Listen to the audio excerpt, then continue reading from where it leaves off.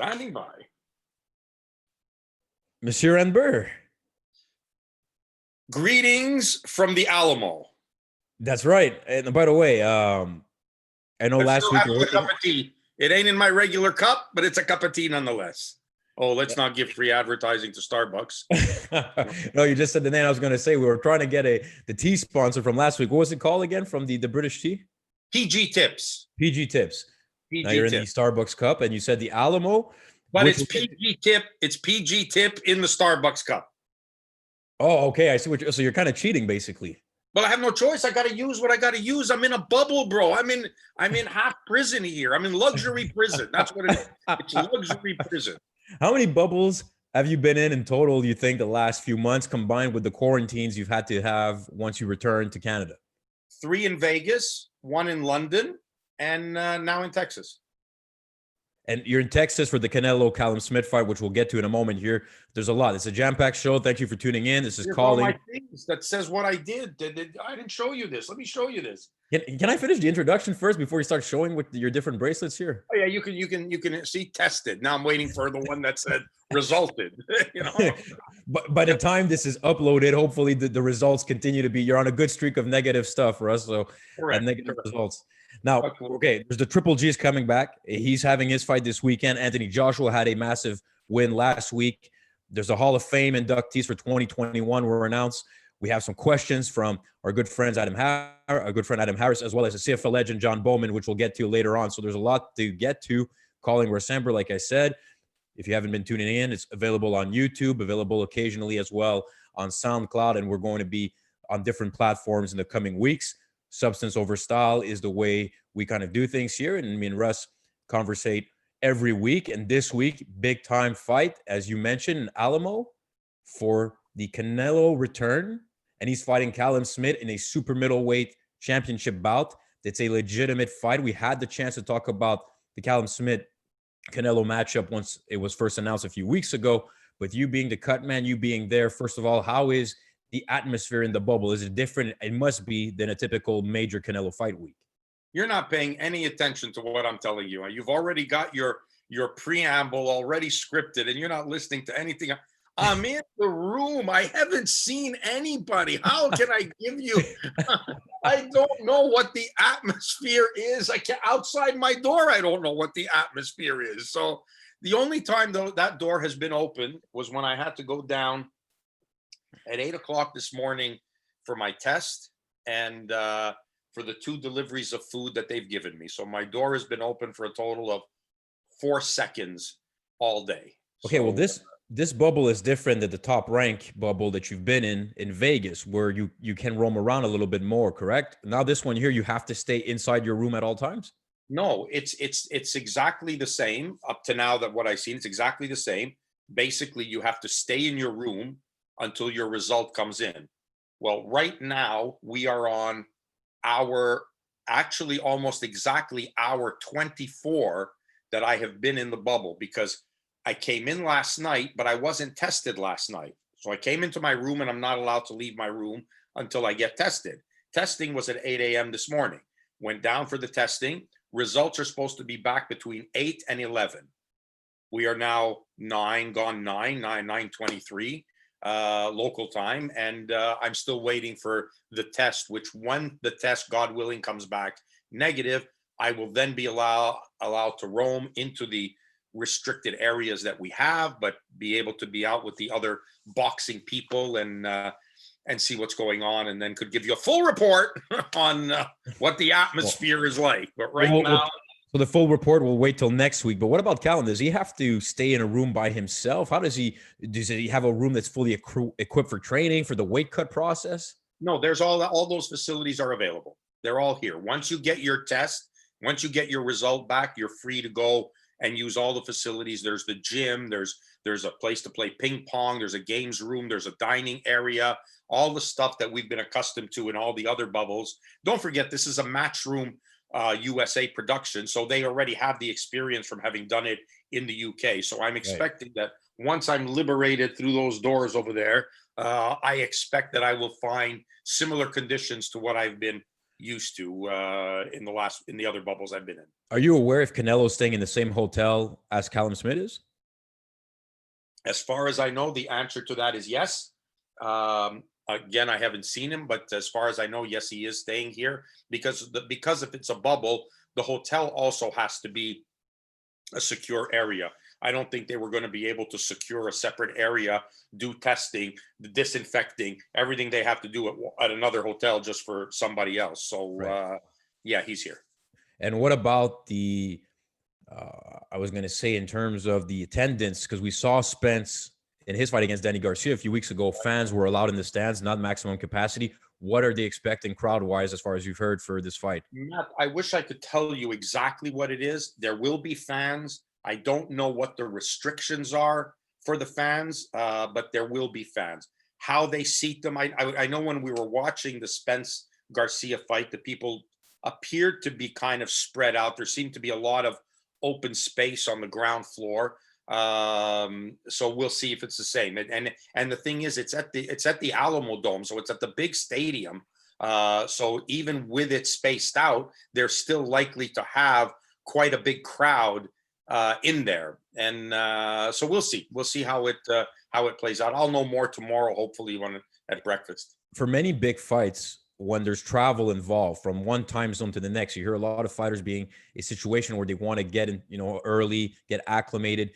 Have you talked to Joel Gallagher, trainer of Callum Smith, and their strategy? How long have they been in the States, or how much of a factor do they think it is, the time acclimation? They've already been here, or they by time fight time comes around, they would have been here over 10 days because they got here last week. And when they got here, they weren't in the bubble yet. So they got here, they were able to go around, they did their training, they did everything they had to do. And then Monday, officially, I believe it was Monday, the bubble officially began. And then I came in on Wednesday. So yeah, I have talked to Joe. They've acclimatized to that. I've noticed in my travel that traveling west is easier on your body clock than traveling east. East, you lose that day and you sleep at the wrong time. But traveling west doesn't seem to have that same kind of effect, and you kind of just fall right back into it right away. And it's good. East for some reason is a bummer going back home, but they've been here and they're ready, and Callum is ready. And I know it's a huge undertaking. I know it's a huge task at hand, what he's got in front of him. I know, and by my own admission, let's forget about Callum for a second, but I know Canelo has really come into his own as a really solid and complete fighter. This is not going to be an easy task, and it's not going to be easy for Canelo either. Don't get me wrong. But like I've said to you, Matthew, upsets happen. And this kid is convinced, he's strong, he feels confident, he's good, he's talented. It's not going to take a mediocre Canelo is not going to get this job done. A mediocre Canelo will not get this job done. The first thing that came to my eyes that I noticed, and a lot of fans did, is when they had the face-offs throughout the week with the press conferences and the media photos that they saw, was the height disparity between the two. Canelo has fought at super middleweight before, and he's fought even as a light heavyweight against Kovalev in his last fight a year ago. But naturally, the smaller man at 5'8", Callum Smith is 6'3", so that's almost it is a 7-inch height advantage. How much of that factor do you think it plays into the fight on Saturday night? Or has that been discussed? Because the visual of it is impressive, but Canelo had a big time height discrepancy against other fighters in the past as well, including his super middleweight fight against Rocky Fielding, which he dominated. So how much of it do you think is an advantage, or how much do you think it's not a factor at all? First of all, I think there's levels to this, as we know, and height or even lack of can be an advantage or a disadvantage depending on whether you have the ability or the capability to use it properly. So if we consider, and if Callum shows what I think Callum can show, and he goes out there and exploits that and does the job that he is supposed to do with that, I don't expect that there's going to be, I expect him to give all kinds of problems, and he's going to exploit that that height advantage. The key here is not how good Callum does when he's on the outside, because when he's going to be on the outside, I feel he will be able to exploit it. The key here is how does he fare on the inside when you have to expect that in 12 rounds, you're going to fall inside with Canelo at some point. You will get inside. Do you expect to win all the inside exchanges? No. Can you expect to break even? That would be a wonderful thing, to be able to break even with Canelo on the inside and dominate the outside. That would be massive if he can get that done. And I think that's going to be the key to victory. So the height advantage is obviously massively important. It means that Canelo will have to work harder to get inside, will have to expend more energy, will have to be wary of what is coming at him when he tries to get inside. There's an effort that it takes to overcome, not only like you want to use the jab, you want to use body shots, straight right hand to body, you want to use certain punches. Not only do you have to worry about executing those shots properly, you have to deal with getting yourself into position to not get hit by the guy with the longer reach and committing to coming on the inside in order to land those shots. So it's double energy you're using up. And we know, and we saw, I think, in the Kovalev fight, that Canelo, sometimes his activity rate drops off immensely. We need to make him pay for that lack of inactivity, if you will. To me, I think that's very important. We make him pay for that. We drain him of that energy. We can't allow him to be inactive while he's recuperating, while he's breathing, while he's not expending energy and just staying on the outside, not doing anything. Because I think that's what he'll try to do, is that during the times he doesn't want to fight, he's going to just stay away, not get hit, block, move, not commit to anything. And people are going to think he's winning the rounds. So we have to be very careful. We have to make him expend. We have to make him work. We have to put him into a fight.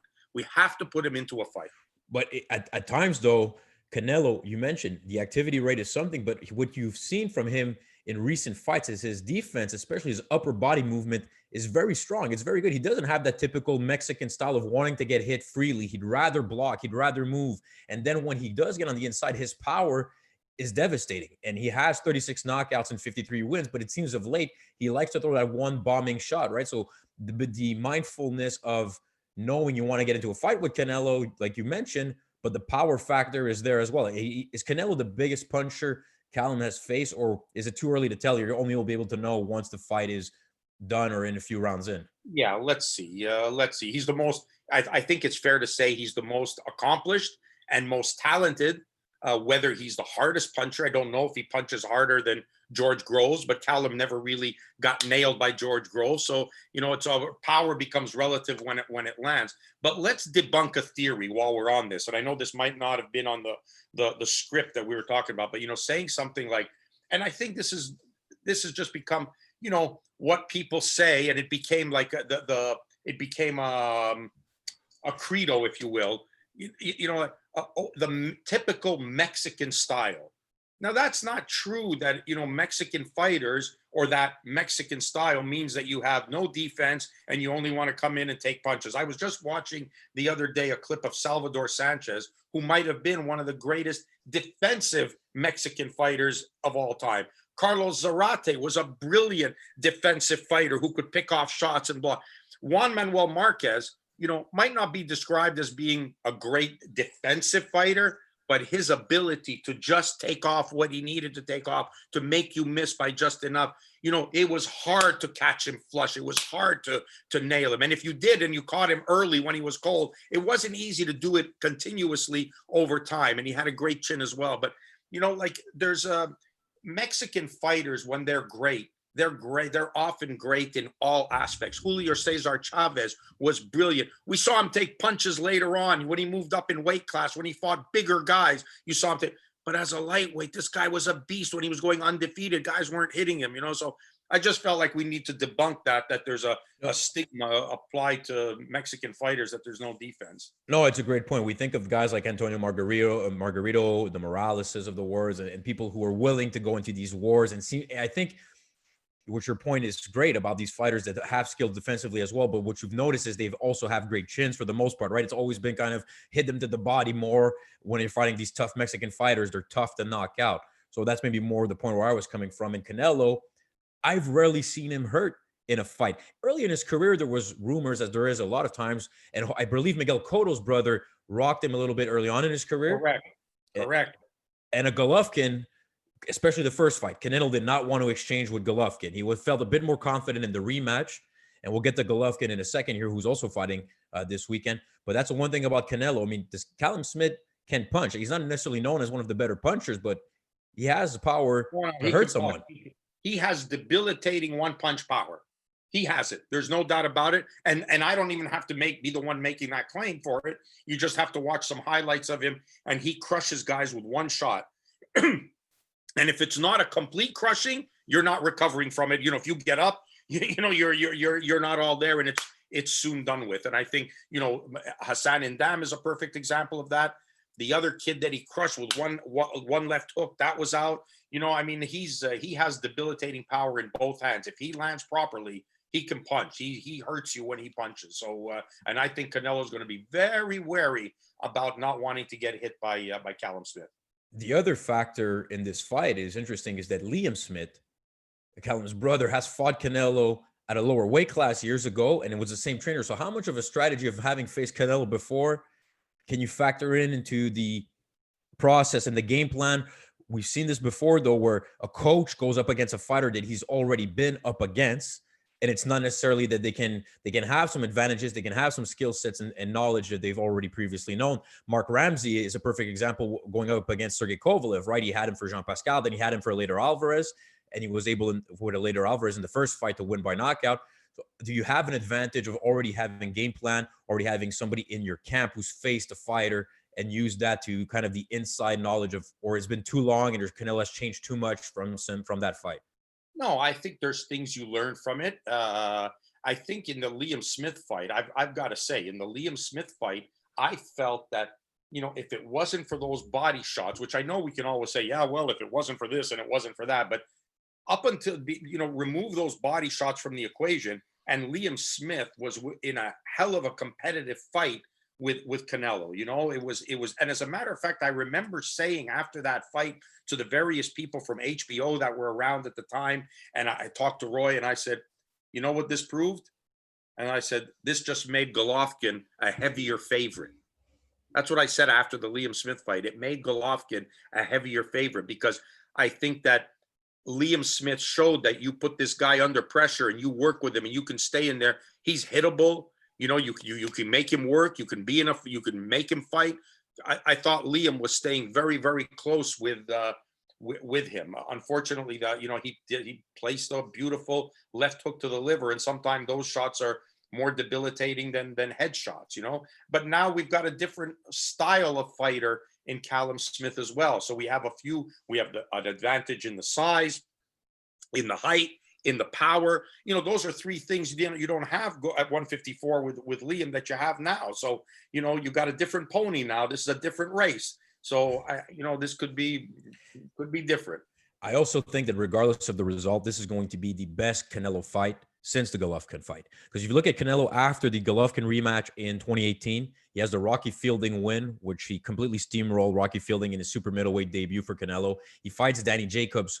Now, Danny Jacobs is a very solid all-around fighter, but that fight, Canelo kind of cruised into a decision, never really was in danger of losing or hurt by Danny Jacobs in that fight. And in the Kovalev fight, even though he gave up maybe some of the early rounds and Kovalev was a name, a puncher, Canelo, devastating performance by the knockout finish against a Kovalev fighter who many thought was past his prime and probably was.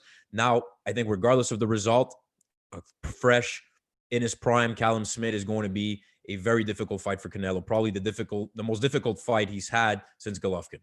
Yeah, I have to agree with you. I think you're absolutely right about that. And I think that, the Canelo fight with Kovalev, a lot of people said, oh, Kovalev was ahead. Kovalev was winning. I think the official scoring might have had Kovalev up at the time of the stoppage, if I'm not wrong. They had Canelo up by one round only about.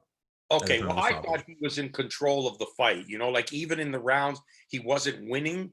I still think he was in control, which is why I say it's so important it is for Callum to make the judges take notice of him, make them look at me. I'm the guy. Take your eyes off of him, start watching me and what I'm doing.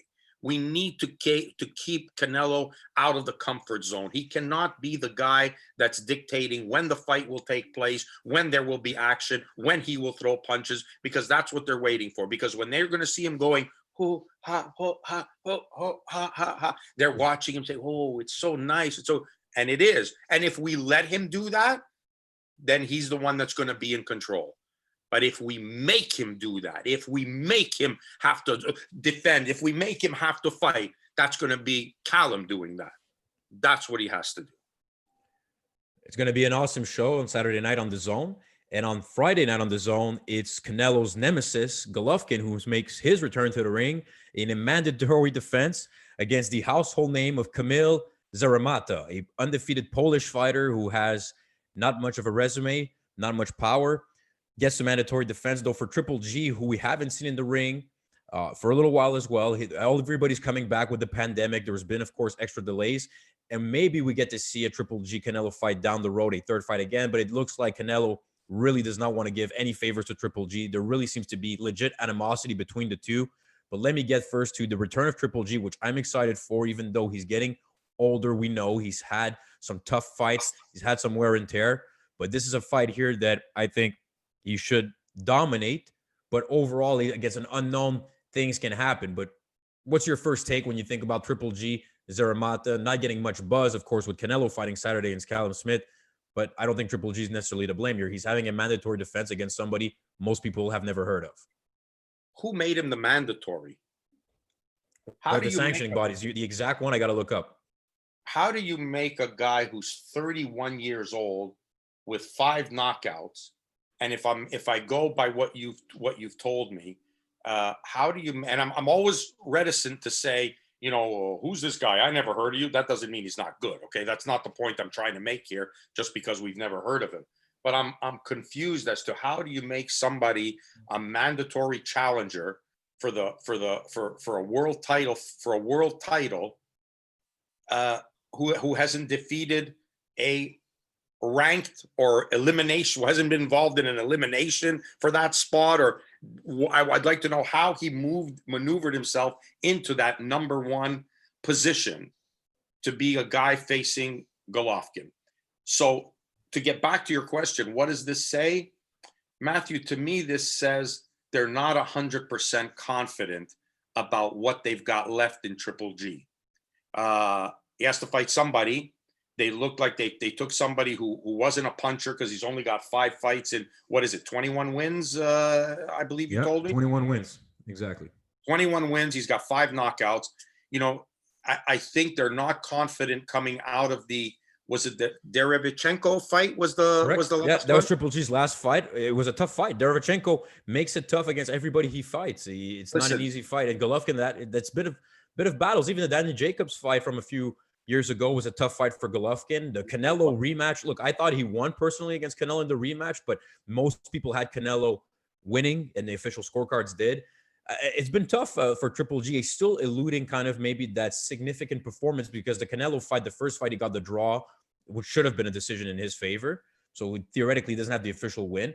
And yeah, maybe like you're saying, I don't know how much, though, Golovkin wants to keep his belts. He wants to keep his IBF belt. And I think maybe that's probably the factor why he's taking this mandatory defense. You may be a bit judgmental saying that they are not sure about what they have left in him. You really think that's the case? Look, have we seen you just named all the fights. You just named them that we're still looking for that signature performance, the one that separates him and says, this is great. This is greatness before us. And I don't think we've seen it in the last little while. Like you said, he struggled with Danny Jacobs.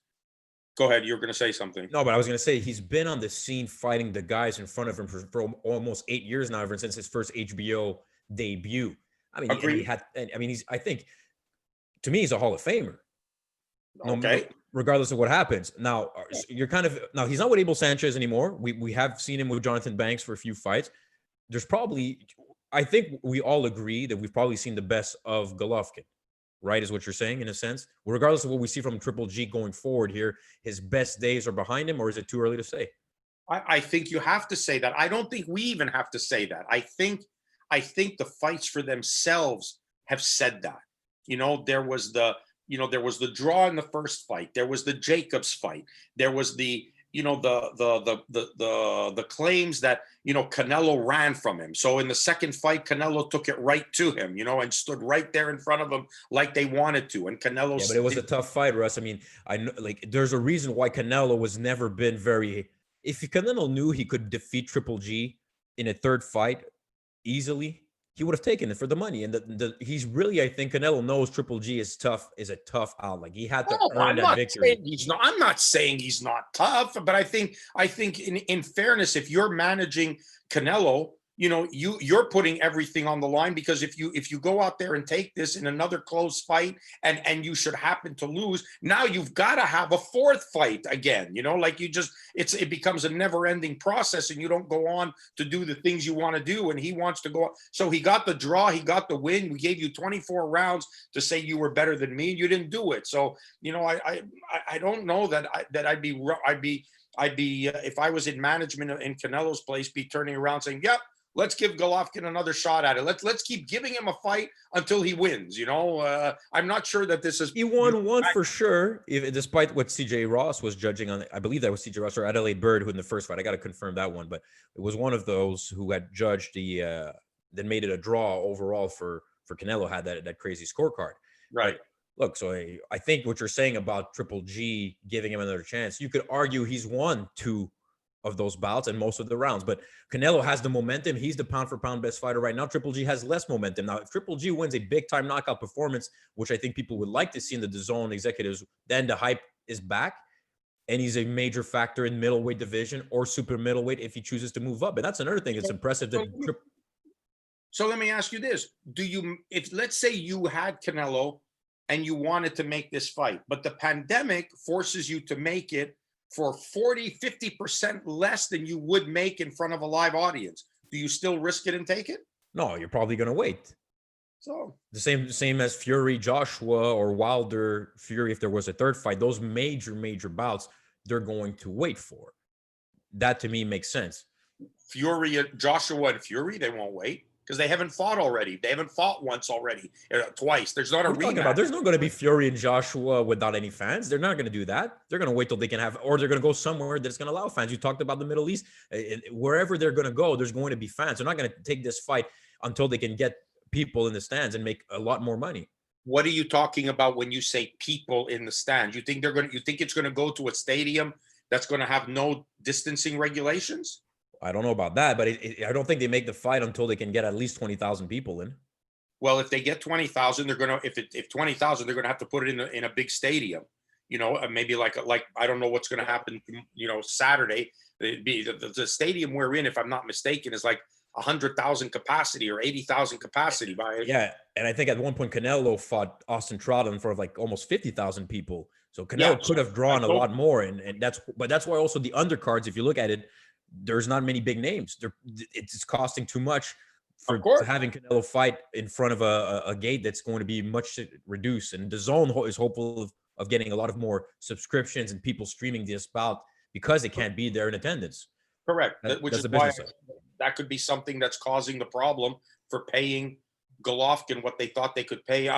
For paying Canelo for what they thought they could pay him when they signed him to the deal to fight Golovkin again. And when they can't come through with that, maybe he just says, well, if you can't come through with that, then that's the fight you want, then I'm going to wait on it. So I don't know. But he's in the driver's seat, right? He's in the driver's seat on this one, and he's moving up to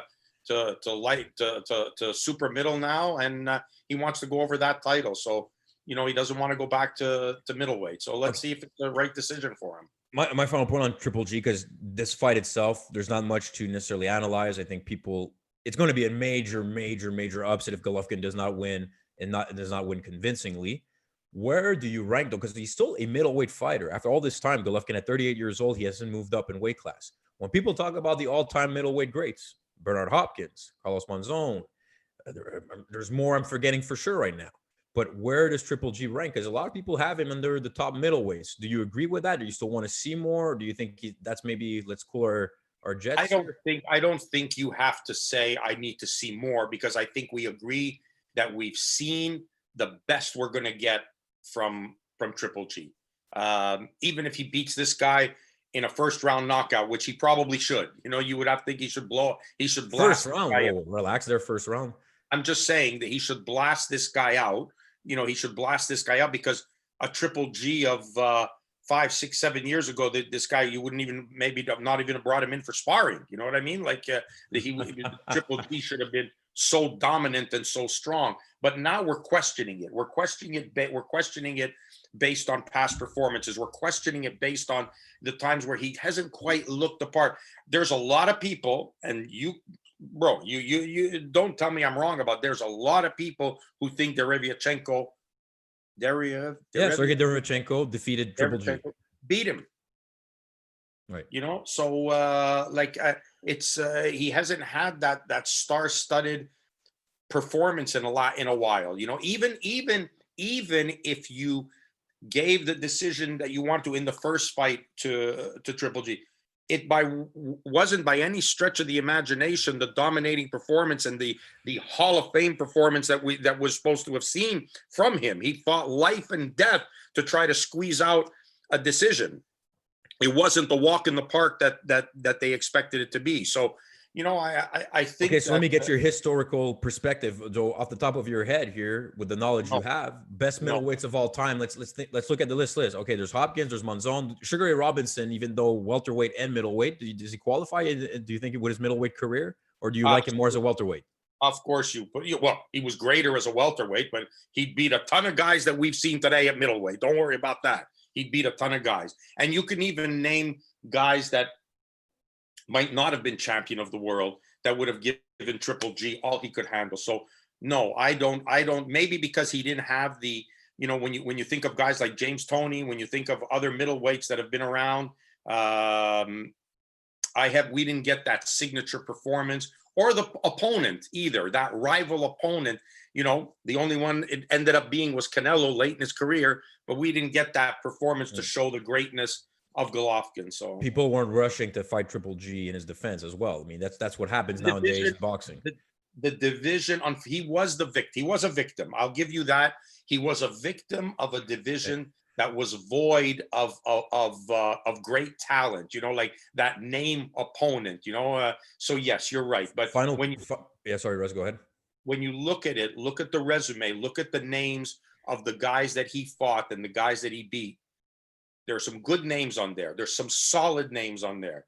I'm just not sure that it's a star-studded list of greatness that's on his resume. Final point on Triple G. I hate to say that too, because I like him. I like him.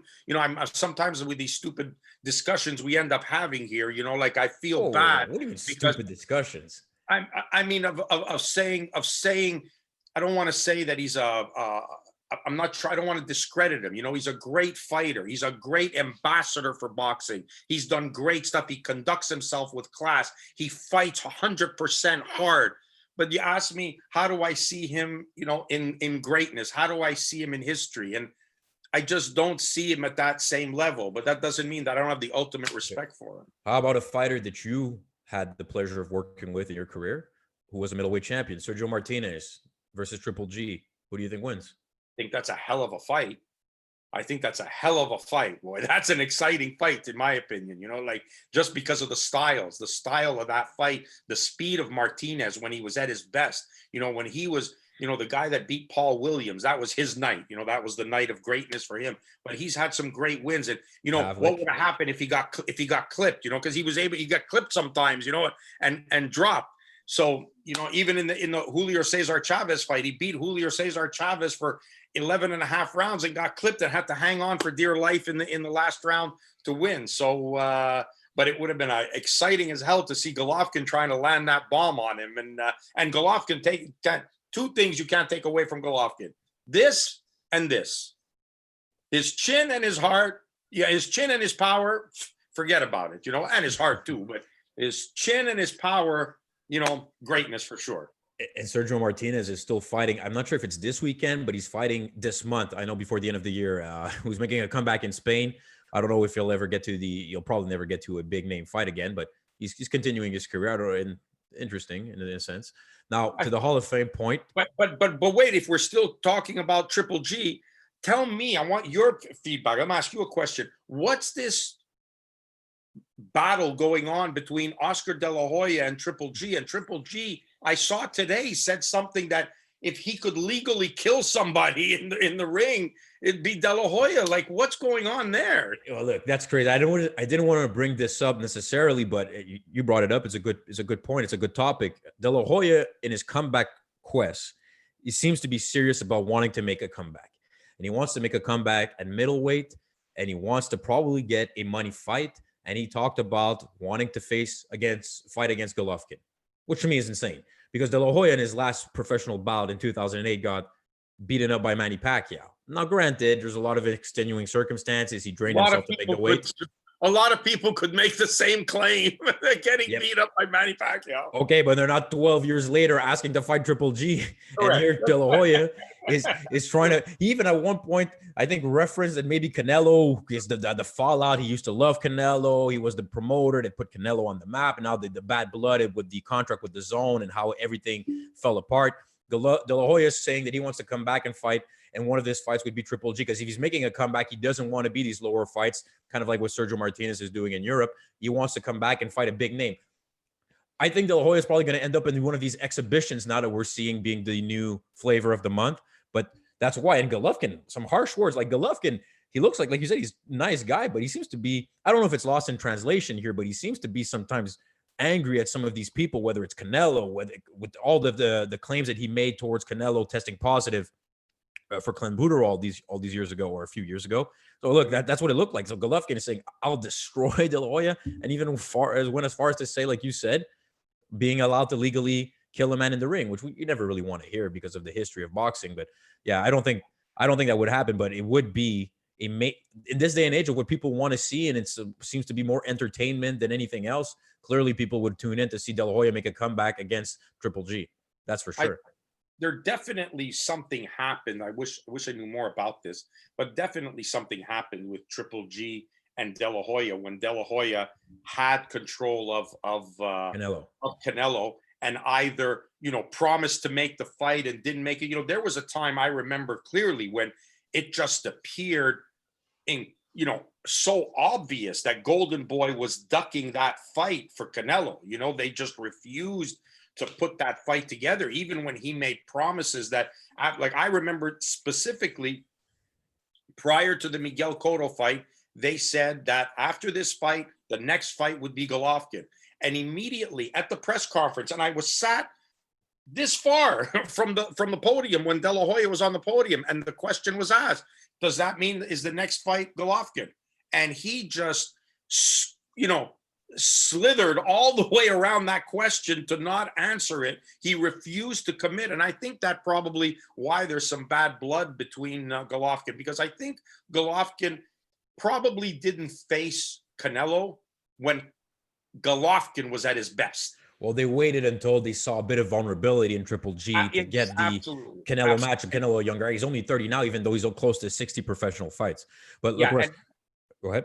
Yeah, and they waited. Like, Golovkin was not at his best, and Canelo was better than the Canelo that beat Cotto. Don't forget, in the Cotto fight, Canelo jumped out to a lead, won the first 6 rounds. It looked like it was a walk in the park.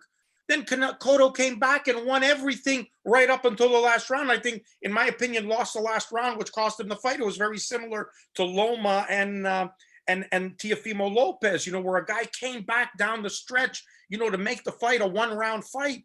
So I'm not sure that he was ready at that time to fight a Triple G. And I think Golden Boy knew it. And I knew that they knew that's the goose that lays the golden egg. That was the cash cow. They weren't going to put him in there. And I think maybe Triple G has some hate regarding that. You referenced Miguel Cotto, and there's so many topics. We could do hours of podcast tonight, but we're going to try to get to the bottom of some of these subjects here in rapid fire format a little bit. Cotto does not get into the Hall of Fame. He was, in my eyes, probably a first ballot, but it looks like what happened here is you got Mayweather, Klitschko, and Andre Ward in the modern era getting in, Layla Ali on the women's side. And I think with Ward, Mayweather, and Klitschko, There are kind of, there's the Hall of Fame, and there's like a maybe even an upper class of Hall of Famers, and they're right there, right? Or at least Mayweather is for sure. Klitschko, with the amount of heavyweight defenses he had, is impressive, even if his style and he was never going to be the most loved heavyweight of all time. And Andre Ward retiring undefeated, Mayweather as well, of course. But when you hear about Rocky Marciano, people forget Joe Calzaghe. Also, North America, they seem to have a bias against Calzaghe in many ways when they talk about some of the best to retire undefeated. But your overall impressions as a voter of the Hall of Fame yourself for this class of 2021 that's going to be mixed in with the class of 2020, that of course did not happen. The Hall of Fame is a great place if you can get to it at Canastota, New York, with Ed Brophy and the gang. I've been a few times a few years ago for Guy Jutra here locally in Quebec, got inducted.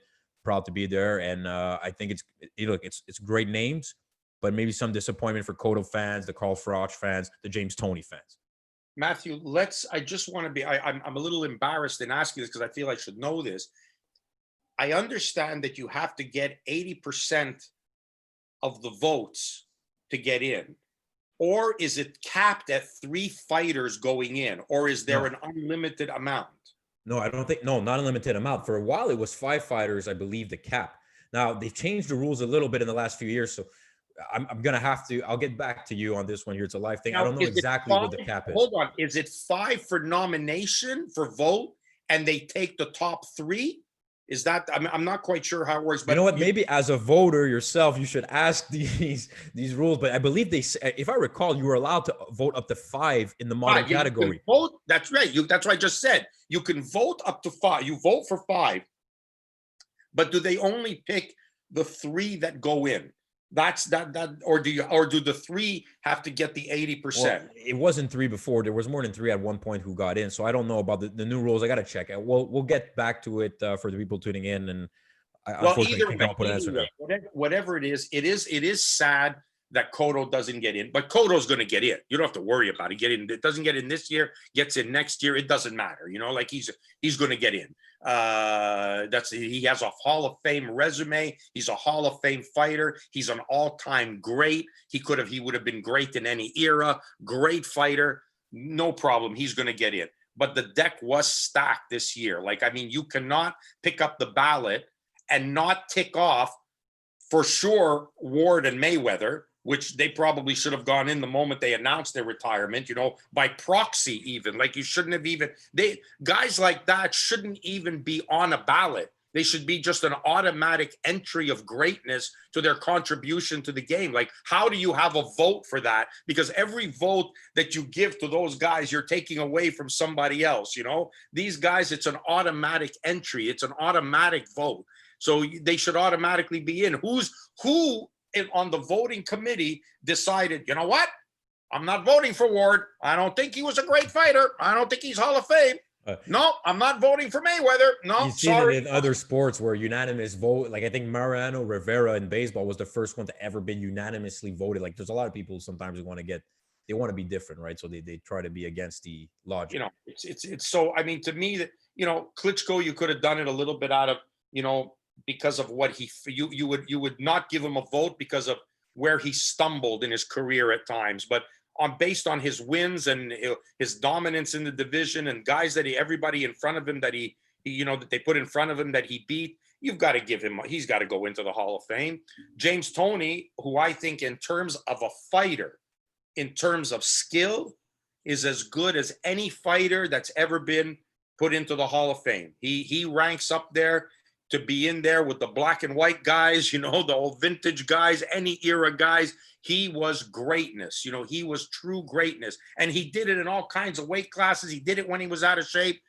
And then you have the claim that he failed, you know, 2 drug tests. You know, he failed 2 drug tests. So that's like looked upon very badly, you know, that he shouldn't be there. But, you know, I look at it as seeing James Toney. When you say the name James Toney, I think of what the skill set that he had, and you know, he's absolutely brilliant and should be there. So, but I think it's more a subject of, you know, Mayweather and Andre Ward. Really, you have to have an election, you have to have a vote for this. So these guys took all the votes that could have gone to other fighters who are deserved of being in the Hall of Fame. And in perfect case, Miguel Cotto is not in this year because the votes went to Ward and Mayweather when they didn't need. They should have been invited to show up, paid to show up.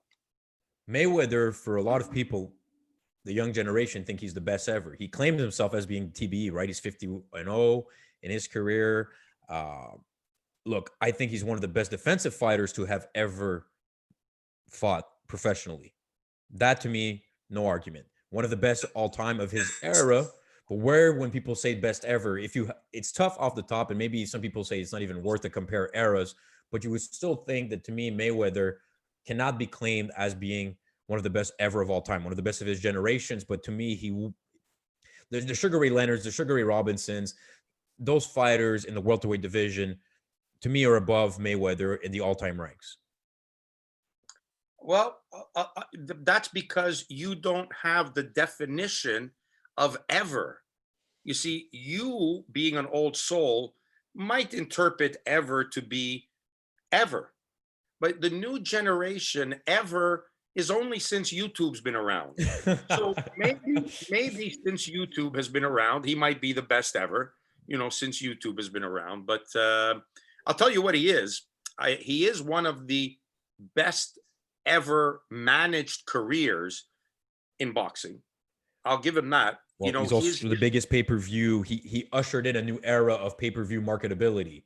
He sure did. And you know what? He did it not wearing the white hat that Leonard wore, the good guy image. He took it on being the bad guy image, and he changed his persona, and he brought in a whole bunch of a new look to it, and he brought in Tyson made a lot of money with the bad boy image as well in the pay-per-view ranks. Yeah, but Tyson was different. It wasn't his image for Tyson. It wasn't what he said, because at the beginning, Tyson was he was doing commercials. They had him in video games. Like, he was a very marketable guy. He was on the cover of Sports Illustrated. They did things differently with him. Later on, he became the bad boy, but for him, it was that ferociousness of knocking guys out. That sold it by itself. Mayweather didn't have to do that. Mayweather wasn't necessarily blitzing guys out of the ring, but he was maneuvering himself, building up gates, talking up the gate, promoting the fights, creating pay-per-views. I mean, he really did something that was great for his career, and he managed his career and guided that perfectly in every aspect. So you got to tip the hat to him, for that. He did that, and who knows? Maybe he could have. I mean, I know this is crazy to say, but maybe he could have even made more money if he took on a different persona. Who knows? Because he has that loving smile, that endearing smile. Who knows? But at the end of the day, he's a great fighter that would have been a problem for anybody. And when I say would have been a problem for anybody, I really sincerely mean that. Even if you put him in with Duran at Duran's best, he's gonna be in a fight. Duran had problems with boxers. He's gonna be in a fight. Mayweather could fight. Don't think for 1 second he couldn't. Mayweather could fight. Maybe it doesn't appeal to everybody. Maybe that style doesn't appeal to everybody. But from a boxing purist perspective, he was a problem for anybody in history. Agreed. And speaking of Mayweather, he's going to be in the Hall of Fame the same year that he's still fighting, although exhibitions and the Logan Paul exhibition we referenced last week. But I wanted to finish off with 2 points on questions from people. And one of them is from CFL legend, Montreal Alouettes legend, defensive end John Bowman, who, based on your comments of saying that the Logan Paul decision to choose to fight Mayweather in exhibition, people would love it in boxing if they could be on the receiving end of that call and the money that it generates. And his question and his point is that, Russ, and I'll read it here from Mr. John Bowman. He goes, the problem isn't whether people and other fighters would do it. It's the fact that no one wants to see it in boxing. If he has fights left in him, meaning Mayweather, why is he wasting it against Logan Paul? Because I don't think he has the fights left in him at the high level. And that's, I think, this whole reason. It's become, Matthew, I think, like the old talk circuit place, where fighters were retired or athletes retired, and then they went on the talk circuit. What did you just age yourself with this reference? Yeah, well, yeah, I aged myself. Yes, where they go around giving speeches, and people pay big money to be able to go see them and listen to them to give speeches and talk and whatnot. So now he's doing the same thing again. This is don't, Mr. Bowman. I don't think we can make the correlation between him doing an exhibition against Jake Paul, in which no, Logan or Jake. I get confused. Which one? Mayweather is Logan. Logan. Jake's trying to fight. Jake is the one who fought Nate Robinson and wants to fight Conor, right? That's correct. Yeah, there you go. Okay, so I'm not fully senile, getting there, but not fully senile.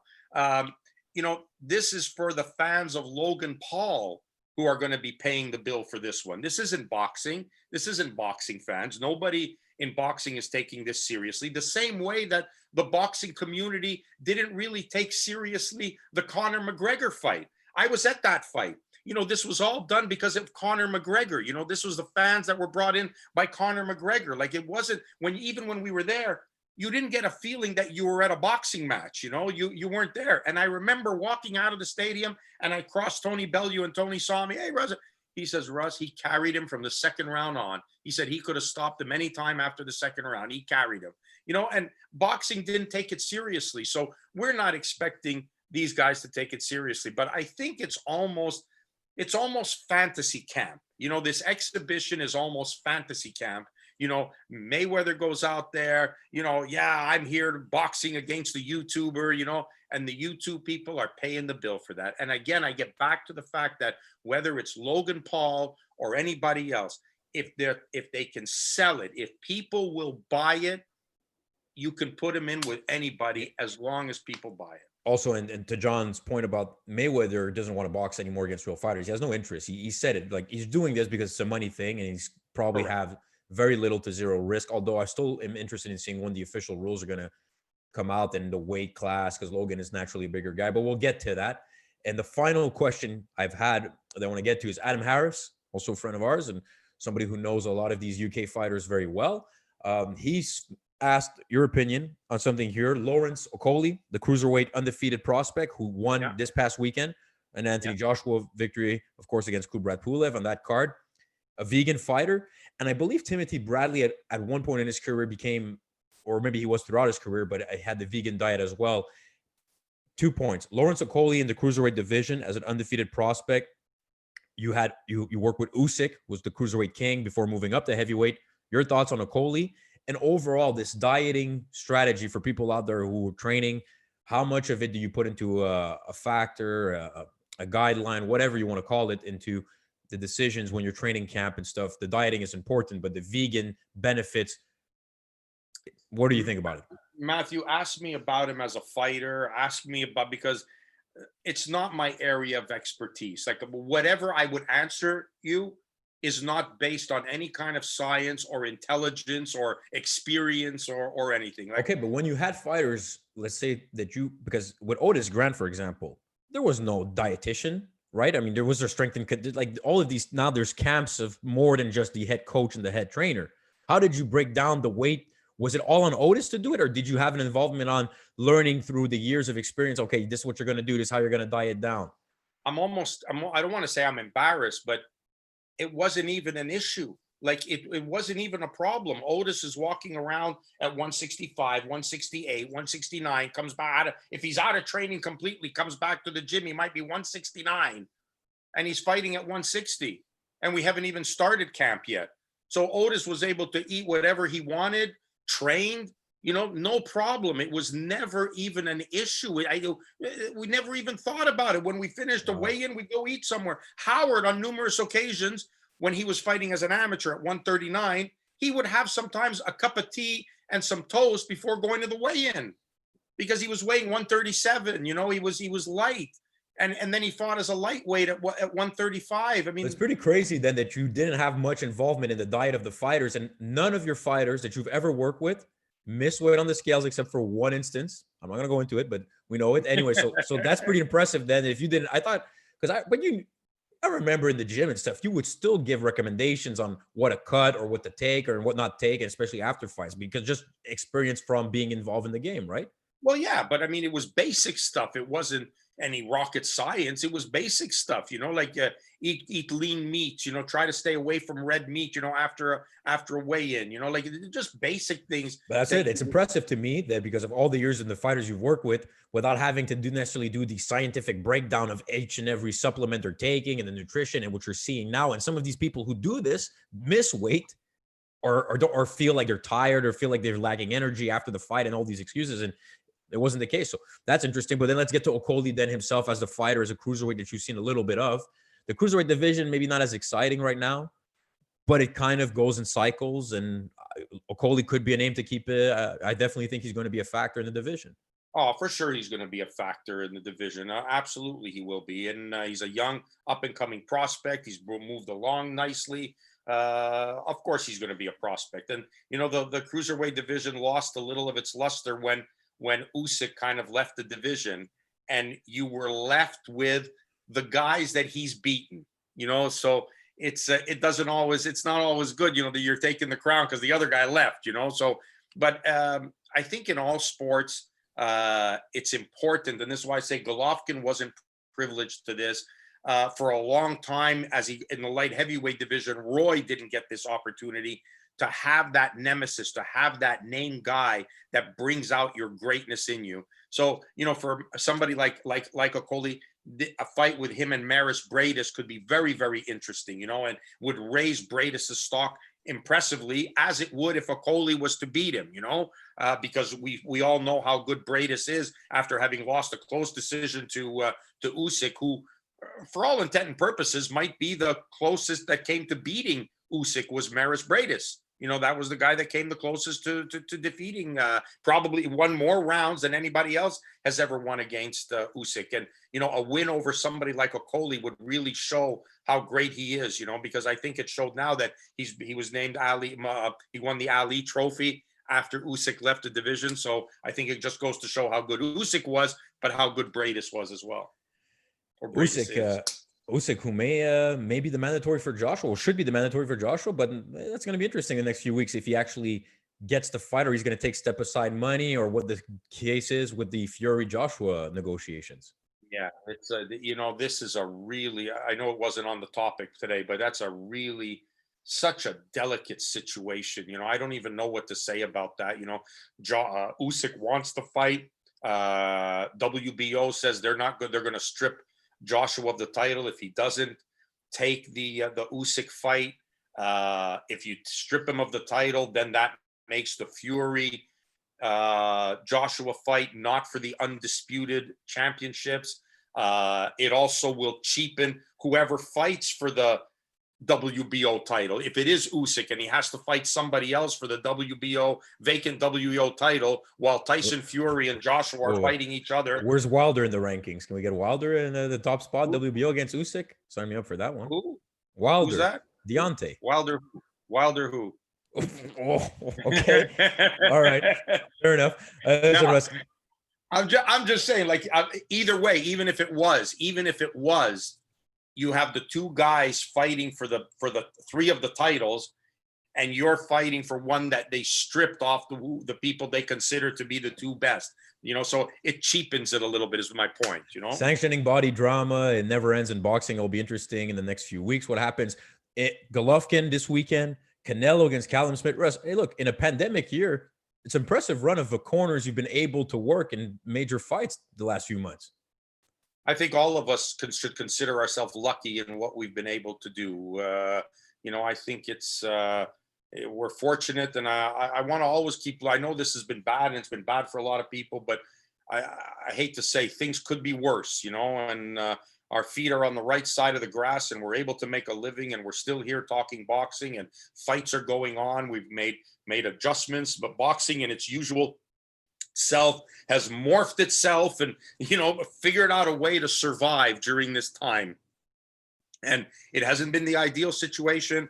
Club shows are struggling. Building fighters is more difficult. It appears to be more difficult to have that build up of fighters coming along. Amateurs, there's hardly any amateur boxing going around, completely wiped out.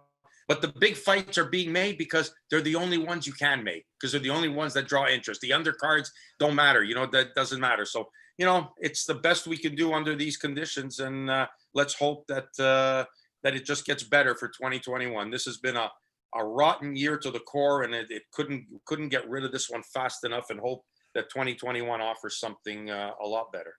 But these fights are something the fans can look forward to this weekend. I look forward to watching it, Russ, and I wish you best of luck. It's going to be a heck of an event. Canelo against Callum Smith on Saturday night. We'll reconvene from the you're going to be back in your usual spot, the basement, under house arrest next week. And we'll be one of the final ones for 2020. We'll be able to recap the fight and look forward to the next fights in 2021. Have a good evening, Russ. It's calling Russ Anber, and we will be on YouTube. And if you have any questions, comments, Twitter, Instagram, reach out. We're people of the people. I don't even know if that's correct, right? It is the man of the people, Russ is, that's for sure. Star of the people is good. Star of the people is good. But listen, I also want to wish everyone all the best, and for a great new year. And everyone's come through a tough time in 2021. And when like I was saying earlier, when we talk on the phone and talk about boxing, you kind of let things go, and you're not worried. No one else is listening. And sometimes we want to be as honest and as truthful as we can. And sometimes it's hurtful when you ask a question and you have to answer it and say something that might not be always flattering or complimentary to somebody. And I don't mean to offend anybody, and I'm not trying to offend anybody, but sometimes in boxing, you just say what you say. And, sometimes the truth is just what it is, and it's not because I want to pick on anybody. Fair enough. We don't want to pick on anyone, that's for sure. Like it's a conversation, and I think we've been fair. I don't think we've picked on anyone, really. Have we? Good. No, it seems like you're feeling like a guilt something here right now. I just feel guilty because it's a small world that we're in, and the people that we speak about are people that we cross regularly, and I always have made it a point in all the years that I've been in the media and whatnot, that I feel comfortable to say on air here or on TV what I would say if I met the person face to face. And sometimes it's not always nice, because you don't always want to say that to somebody, but sometimes that's just the way it goes. And it's not because it's not a personal thing. So when it's personal, I'll let you know very clearly how I feel about somebody. You don't have to worry about that. And speaking of truth here, is that although you're in prison of the bubble in the hotel room and we can chat for hours, I got to wake up tomorrow and go to the office, and it's getting late. So we got to wrap this up, Russ. It was a longer talk than anticipated, but we could have went on for hours. We covered a lot. Okay, go to work. I'll talk to you tomorrow. Yeah, I know exactly. I think you want me to go to work, so we'll talk tomorrow. And thank you for tuning in, and have a good evening, everyone. I got to find out if I got my test back yet. See you.